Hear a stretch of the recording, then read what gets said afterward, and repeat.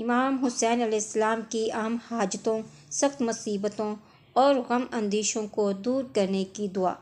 یہ وہی دعا ہے جو رسول خدا صلی اللہ علیہ وآلہ وسلم نے بدر اور خندق کی جنگوں کے موقع پر پڑھی تھی، اور سید الشہداء امام حسین علیہ السلام نے امام سجاد علیہ السلام کو سینے سے لگایا اور یہ دعا تعلیم فرمائی، جو اہم حاجتوں اور سخت مصیبتوں اور غم و اندیشوں کو دور کرنے کے لیے ہے۔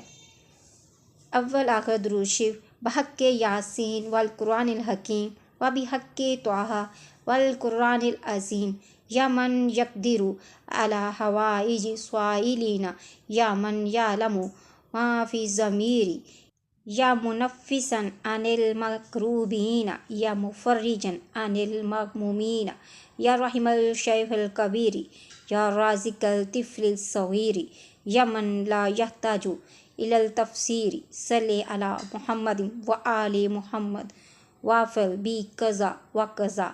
قضا و قضا کی جگہ اپنی حاجات کو بیان کریں۔ اللہم صلی علی محمد وآل محمد۔